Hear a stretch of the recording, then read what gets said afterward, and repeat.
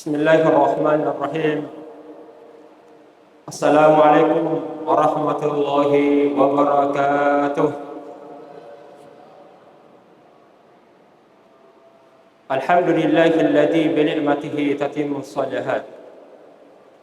Wassalatu wassalamu ala asyrafil anbiya'i wal mursalin wa ala alihi wa sahabatihi ajma'in. Qala Allah Ta'ala fi kitabil aziz. A'udzu billahi minasy syaithanir rajim. Ya ayyuhalladzina amanu qu anfusakum wa ahlikum nara. Jamaah Isya dan tarawih yang di belakang dan dirahmati Allah Subhanahu wa taala. Alhamdulillah, kita bersyukur dan memuji kepada Allah atas segala limpahan rahmat dan karunia-Nya yang diberikan kepada kita semuanya. Alhamdulillah kita bisa hadir melaksanakan salat Isya dan dilanjutkan dengan salat tarawih secara berjamaah. Dan juga kita bersalawat kepada Rasulullah SAW, adalah Nabi yang sangat sayang dengan umatnya. Hingga akhir kehidupannya masih mengingat kita, ummati. Kaum muslimin dan muslimah jamaah yang berbahagia. Salah satu pesan ilahiyah yang diterima Nabi SAW ketika berisra dan Mi'raj. Dalam perjalanan Rasulullah SAW dari Baitul Maqdis ke Sidratul Muntaha, selain untuk menerima perintah salat, di antaranya adalah Nabi SAW diperlihatkan keadaan orang-orang yang berada di dalam surga, dan juga diperlihatkan orang-orang dan keadaan orang-orang yang berada di dalam neraka. Jadi memberikan pesan bahwa perintah salat yang Allah perintahkan kepada Rasulullah dan juga kepada umatnya, diharap bahwa umatnya Rasulullah SAW mampu menjaga dirinya dari api neraka dan mengerjakan amal-amal yang bisa masukkan ke dalam surga. Inilah tema yang akan kita angkat secara ringkas. Bagaimana keadaan neraka dan bagaimana cara untuk menghindarkan diri kita. Betapa ngerinya neraka itu. Jamaah yang berbahagia, salah satu panggilan Allah terhadap hambanya yang sangat disayangi adalah memanggil dengan kalimat indah untuk menjaga diri kita dari api neraka.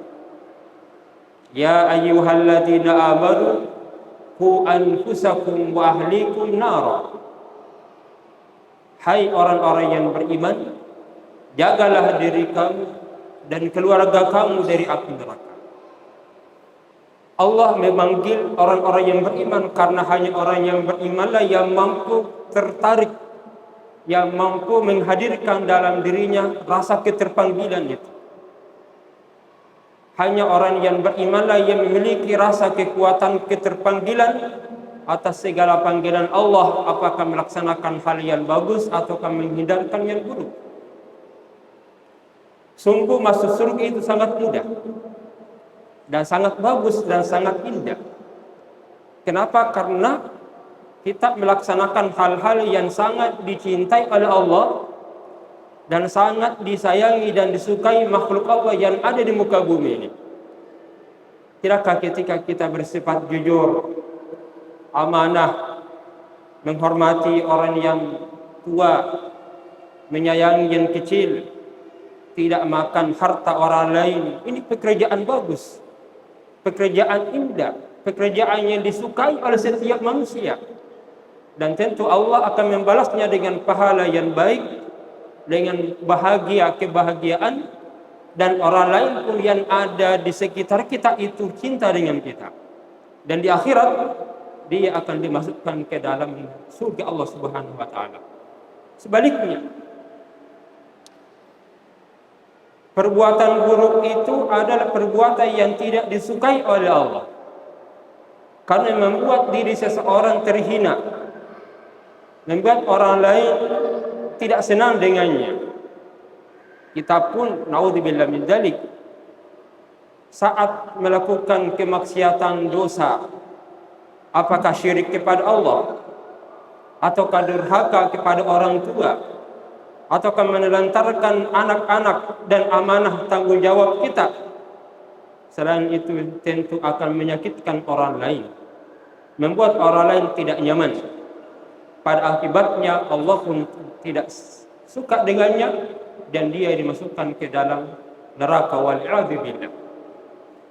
Ayat yang kita baca itu cukup dahsyat, memberikan gambaran bagaimana Allah Subhanahu wa taala meminta kepada orang-orang beriman untuk menghindarkan dirinya itu dari api neraka. Ya, di mana bahan bakarnya adalah waquduhan nas wal hijarah. Bahan bakarnya terbuat dari batu dan manusia. Batu kalau dipanaskan itu bisa bertahan lama, dan semakin lama tentu akan semakin memberikan cahaya dan memberikan panas yang sangat dahsyat. Demikian juga dengan manusia, itu baru bahan bakarnya, belum apinya. Ditambah lagi yang menyambut di dalam neraka itu adalah alaiha malaikatun ghiladun syidad la ya'suna Allah ma amarhum yaf'aluna. Selain bahan bakarnya dari manusia, batu, dan didampingi oleh malaikat yang kasar dan keras, yang oleh para mufassir memberikan makna tidak ada negosiasi.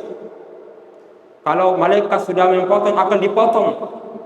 Ketika malaikat akan membakar, ada perintah dibakar, akan dibakar. Tidak ada lagi sogokan di dalam neraka. Kalau Allah telah memerintahkan kepadanya, maka malaikat giladun syidad la ya'suna Allah. Tidak ada lagi. Ketika ada perintah untuk dibakar, dibakar. Ketika diperintah untuk dipotong, dipotong. Dalam Al-Quran juga Allah Subhanahu wa ta'ala menyebutkan sifat orang-orang yang beriman itu selalu bermohon kepada Allah, seperti yang disebutkan dalam surah Al-Furqan ayat 65 dan 66. Walladzina yaquluna rabbana srif 'anna 'adzaba jahannam inna 'adzabaha kana gharama innaha sa'at mustaqarran wa muqama. Salah satu sifat keimanan yang hadir dalam setiap mukmin adalah selalu memohon kepada Allah Subhanahu wa taala. Yaquluna rabbana srif 'anna 'adzaba jahannam. Ya Allah, jauhkanlah kami dari api neraka jahannam. Kenapa? Innaha kana gharama. Sungguh siksanya itu membahayakan, menyesalkan selama-lamanya. Innaha sa'at mustaqarran wa muqama. Sungguh neraka jahannam adalah tempat tinggal dan tempat kembali yang sangat buruk sekali. Dan karena itu Allah Subhanahu wa taala juga menggambarkan dalam surah An-Nisa ayat 65, ayat 56 Allah menyebutkan orang-orang yang kafir ketika dia masuk ke dalam neraka karena mengingkari ayat-ayat Allah. Inilah yang mereka akan kekal di dalamnya. Kullama nadhijat juluduhum badannahum juludan ghayraha liyadhuqul adab. Orang kafir ketika dia akan masuk neraka, orang musyrik, orang munafik, kullama nadhijat juluduhum, setiap kulit itu sudah hangus, matang, akan dikembalikan lagi.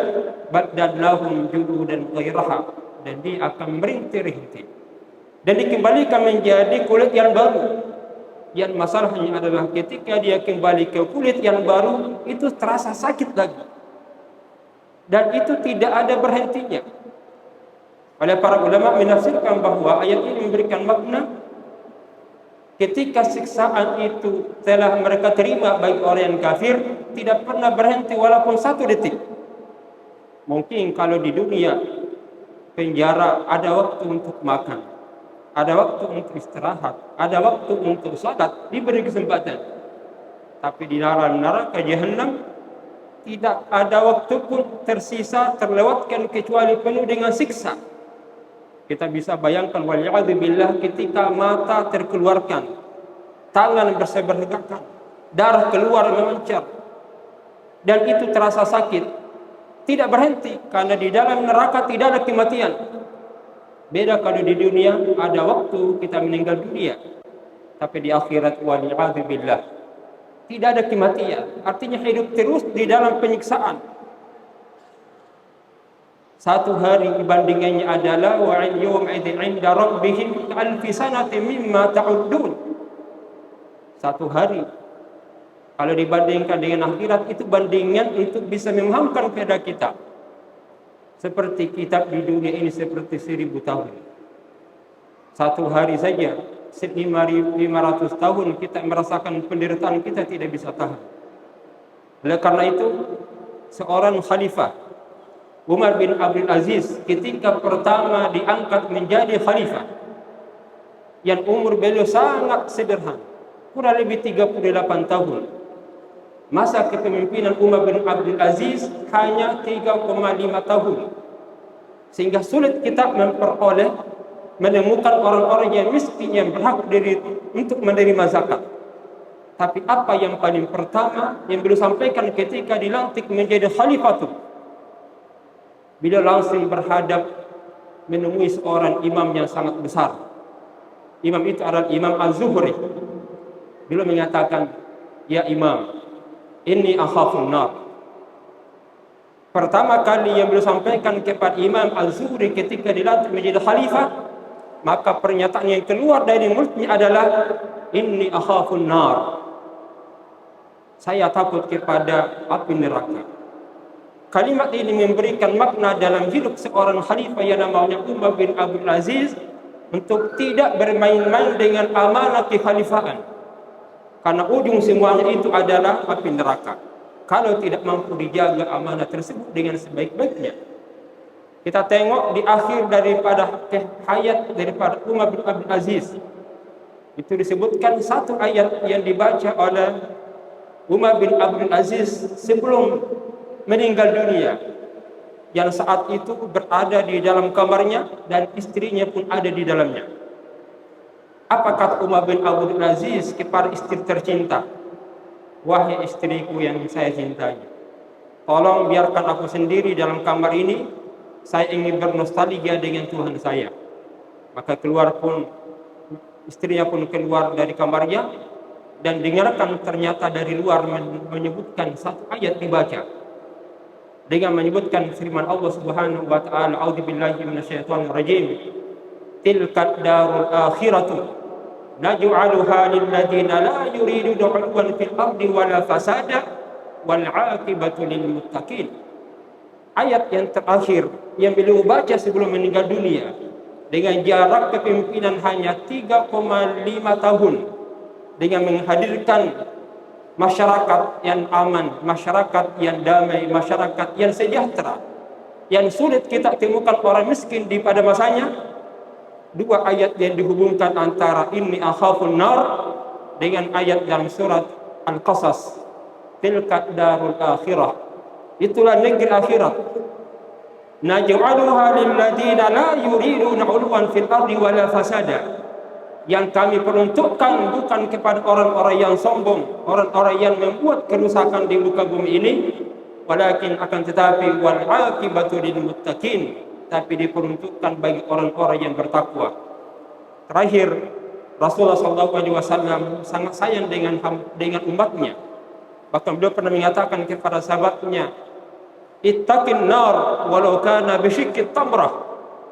Takutlah dengan api neraka walaupun hanya bersedekah dengan seperdua kurma. Artinya apa, Bapak Ibu sekalian? Kalau kita hanya memiliki satu kurma, maka sisihkan seperduanya itu, seperdua kurma untuk bersedekah dengan harapan, dengan niat Allah menghindarkan dari api neraka.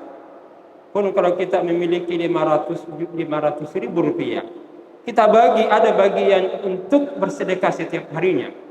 Maka sehingga ada seorang sahabat namanya Ibnu Umar, setiap harinya selalu diniatkan seberapa saja yang keluar sedekah untuk menghindarkan diri dari api neraka yang begitu dahsyat. Karena kenapa? Dengan sedekah mampu meredam kemurkaan Allah Subhanahu wa taala. Jamaah yang berbahagia, saya kira demikian cukup. Semoga Allah Subhanahu wa taala menguatkan rasa keterpanggilan atas segala perintah-perintah dan panggilan Allah Subhanahu wa taala, sehingga nanti tidak ada penyesalan lagi seperti yang Allah sebutkan dalam surah Al-Ahzab, yauma tuqallabu wujuhum fin-nar yaquluna ya laitana ata'na Allah wa ata'na Rasul. Sehingga tidak ada lagi penyesalan seandainya Allah berikan kesempatan yang pada situ wajahnya dibolak-balikkan. Kenapa kami dulu tidak taat kepada Allah dan Rasulnya dan berinfak walaupun hanya sebesar 1/2 biji kurma. Nasr min Allah wa fathul qarib wa basyiril mu'minin. Assalamualaikum warahmatullahi wabarakatuh.